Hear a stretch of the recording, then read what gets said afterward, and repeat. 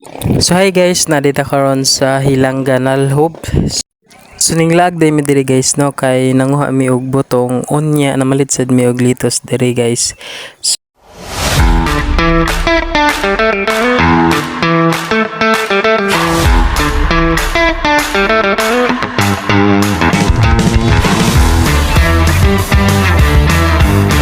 Unya paabot ta diri guys sa ibabaw mo na ni ang kalsada nga padulong sa tabon kani among gipadulungan niya kanang sa pikas sa likod namo nga padulong is padulong na siya og nalhob.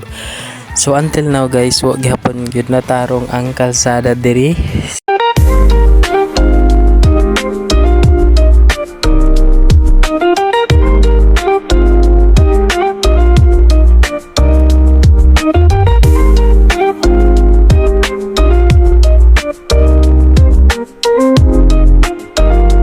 So diri nga side guys no sa ato ang left ug right side kay gibaol ni siya before is libo ni siya diri guys wala pa ni siya nagbaol diri dapita.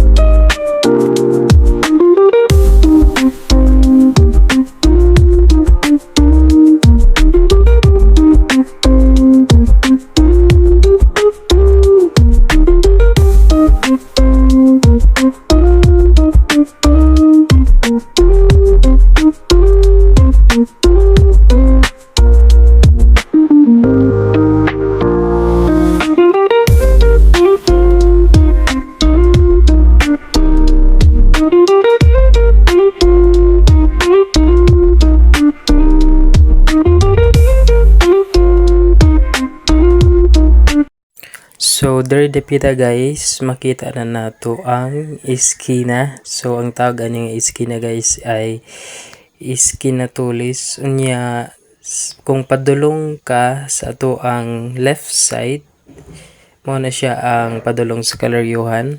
Unya kung padulong ka diri sa right side mo na siya ang padulong sa Hilangga.